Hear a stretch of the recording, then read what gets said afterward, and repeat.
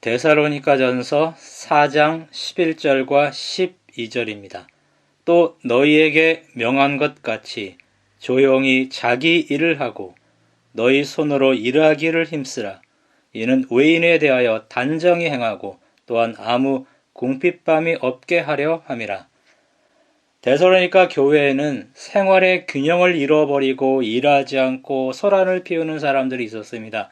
그들이 종말론을 잘못 이해했기 때문에 이런 윤리적 문제가 생겨났습니다.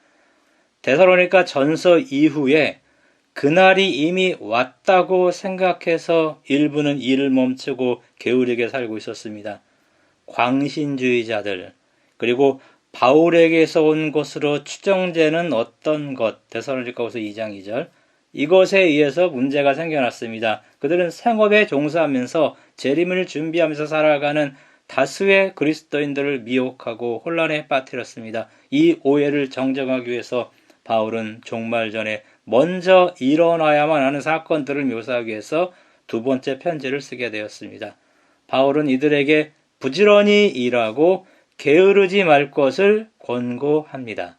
바울은 이미 데살로니가 전서에서도 여러 번 이것을 언급했었습니다. 오늘 본문에 보면은요, 바로 그 앞절에는 형제 사랑을 계속하고 이런 권면이 나와요. 그리고 조용히 자기 일을 하고 너희 손으로 일하기를 힘쓰라. 이렇게 세 가지 권고 혹은 명령이 주어집니다. 그 이유는 자기 궁핍을 물리치는 것입니다. 경제적 독립을 유도하는 것입니다. 그리고 두 번째는 외인들, 다른 말로 불신자들 앞에서 단정히 행하기 위함이라고 여기 말을 합니다. 이 단정이란 단어는 존경할 만한이라는 뜻입니다. 그래서 그리스도인은 외인들에게 존경받을 수 있는 사람들이 되어야만 하는 것입니다. 그러려면 조용히 자기 일을 해야 하는 것입니다.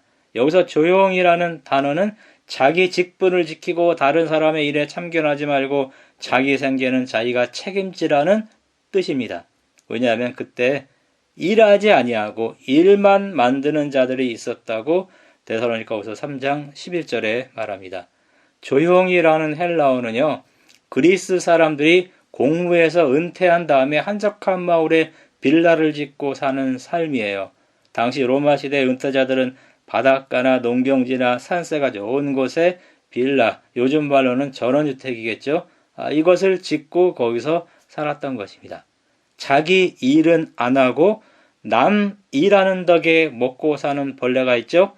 기생충입니다. 2019년도에 우리나라에 기생충이란 영화가 나왔습니다.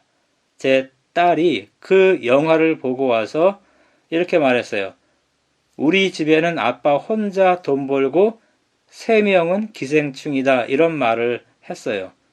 그 이후에 저는 아내가 돈을 좀 벌어올까 하면서 그런 궁리를 하면은 이렇게 말했어요. 건강이나 챙기면서 기생충으로 살아라, 이렇게 말했어요.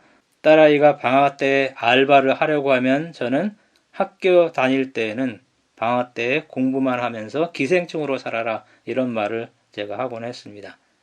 근면과 성실, 아무리 강조해도 지나치지 않습니다. 믿는 성도들은 외인들에게 근면과 성실을 보여야만 합니다. 근면하고 성실하지 않으면서 잘 되기를 바라는 것은 잘못된 신앙입니다. 과정을 업신여기고 결과만 중시하는 것, 한탕주의, 일확천금, 배금사상, 이거 잘못된 것입니다. 헬라인들은 노동을 노예들이나 하는 천한 것으로 여겼습니다. 그런데 바울은 장막 만드는 일을 하면서 노동의 본을 보여주었습니다. 바울은 제 손으로 수고해서 노동해서 나누어질 것이 있게 하라라고 에베소 4장 28절에도 말합니다. 궁핍함이 없어야 평안함이 있습니다. 그러기 위해서는 제 손으로 일을 해야만 합니다. 그리스도인은 열심히 일해서 조금은 더 넉넉하고 풍요로워서 누구에게도 의존하지 않는 경제적 독립이 있어야만 합니다. 어떤 사람이 죽은 지 며칠 후에 눈을 떠보니 그곳이 천국이었습니다. 출근하라고 깨우는 아내의 소리가 없었어요. 상사의 잔소리가 없었습니다. 땀 흘려 일할 것도 없었습니다. 항상 하인이 시증을 들어줍니다. 며칠이 지나자 실증이 났습니다. 하는 일이 없어서 지겨웠습니다. 그래서 하인에게 내 손으로 할 수 있는 일을 달라, 이렇게 말하자 하인이 거절합니다. 이곳에서는 당신이 원하는 것은 모두 해결되지만 단 하나, 당신이 직접 하는 것은 금지되어 있습니다. 그는 화가 났어요. 차라리 지옥이 낫겠다. 하인은 깜짝 놀랐습니다. 그럼 당신은 지금껏 여기가 천국인 줄 아셨나요? 여기가 바로 지옥입니다. 이런 말을 했다고 합니다. 하나님이 사람에게 준 선물 중 하나가 노동과 쉼입니다. 땀 흘려 일할 수 있는 것은 복입니다. 열심히 일하면서 삶에서 기쁨과 행복을 경험하는 것, 이게 바로 인생의 복이라고 전도서 여러 구절에 나옵니다. 사람은 일하는 가운데 쉬어야만 그 쉼이 의미가 있는 것입니다. 오늘 본문에서 9절에서 12절에 형제 사랑에 대한 권면이 나와요. 그런데 거룩과 종말론에 대한 권면 사이에 형제 사랑에 대한 권면이 나오고요. 그 형제 사랑에 대한 권면 중에 노동에 대한 언급이 있습니다. 노동은 그렇다면 형제 사랑과 연관이 있어요. 그리고 종말을 맞이한 신자의 깨어있는 삶을 대표하는 것이 노동입니다. 그 시대의 부자들은 노동하지 않았어요. 노예를 부리고 살았습니다. 근데 그리스도인은 노동해서 어려운 형제에게 베풀어야 한다고 여기 말합니다. 그리고 그 노동은 우리의 영혼이 깨어있을 수 있게 해준다고 말합니다. 데살로니가전서 5장 14절은 게으른 자들을 권계하라고 말합니다. 게으른 자들은 여기서 군사 용어입니다. 낙오한 병사에게 사용된 단어였습니다. 훈련받지 못한 병사가 대열에서 떨어져 나간다는 뜻입니다. 게으른 자들, 이것이 다른 번역에서는요, 규모 없는 자들, 무질서하게 사는 사람, 무법한 자, 제멋대로 구는 사람들, 이렇게 번역이 되었습니다. 이 게으른 자들은 바울의 명령과 바울의 모범을 무시하면서 노동하지 않고 게으르게 사는 자들이었습니다. 바울은 그 게으른 자들에게 데살로니가후서 3장 6절에서 12절에 걸쳐서 권면을 줍니다. 그들은 주의 날이 이르렀다라는 데살로니가후서 2장 2절의 구절을 이렇게 해석했습니다. 예수님께서 이미 지상에 왔다. 그래서 그의 일을 이미 끝냈거나 이루는 중에 있다. 이렇게 해석합니다. 주님이 하시는 일은 사탄의 능력을 패배시키는 것이에요. 또 심판하는 것입니다. 믿는 자에게 구원을 주는 것입니다. 그리고 그리스도가 왔을 때 천국이 회복되었고 창세기 3장 17절에서 19절에 저주가 취소되었거나 곧 취소될 것이기 때문에 더 이상 삶을 위해서 수고와 고생을 할 필요가 없다. 이게 바로 데살로니가후서 3장 6절 12절의 게으른 자들의 행동이었습니다. 바울은 그들에게 조용히 일하면서 자기 양식을 먹으라고 12절에 권고하는 것입니다. 조용히는 말썽을 피우거나 다른 사람들에게 해를 끼치지 않는 행동을 가르칠 때 쓰이는 단어였어요. 조용히 일해서 자기가 먹을 것을 자기가 벌어서 먹으십시오. 표준 세명번역 이렇게 번역합니다. 공동 번역은 말없이 일해서 제 힘으로 벌어먹도록 하십시오. 왜냐하면 그때 떠돌이 철학자들과 떠돌이 수사학자들이 돈을 받고 가르쳤습니다. 그들은 성공에 대해서 구원, 영생, 올바른 삶, 행복이 뭔가 이런 거에 대한 지혜와 지식을 전하고 돈을 받았습니다.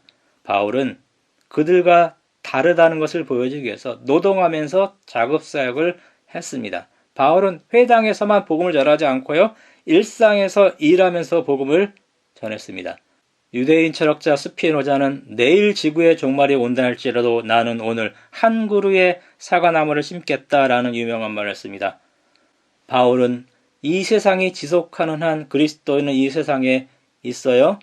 그렇기 때문에 매일 의무에 종사해야 한다 이렇게 말했습니다. 성 프란체스코가 하루는 정원에서 채소를 가꾸고 있었습니다. 제자가 그에게 물었습니다. 선생님, 잠시 후 석양이 마지막 날이라고 한다면 남은 시간에 무엇을 하시겠습니까? 프란체스코는 빙그레 웃으며 말했습니다. 하던 일을 해야지. 재림 때문에 손 놓고 있지 말고 하던 일을 부지런히 정직하게 하는 것이 주님을 맞이하는 길입니다. 자신의 생계를 위해서 일하는 것도 주님의 뜻을 따르는 것입니다. 누가 알아주거나 인정해주지 않는 하찮은 일을 하면서 살아가는 인생은 없습니다. 스가랴 4장 10절에 하나님은 말씀하십니다. 작은 일이라 멸시하는 자가 누구냐? 이런 말을 하시면서 온 세상을 두루두루 살펴보고 계십니다.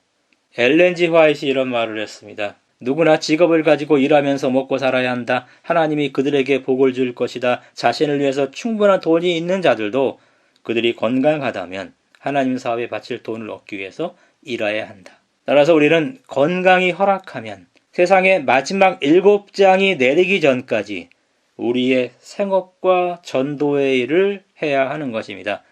경제적 독립을 위해서 일하며 사는 것, 이거 복입니다. 경제적 여유가 있다면 전도의 일을 해야 되고요. 교회의 일을 해야 되고 봉사의 일에 열중하는 것. 이것이 바로 축복이라는 것이 곧 판명될 것입니다. 바울의 권고에 귀를 기울이신 우리 성도들 되기를 바랍니다.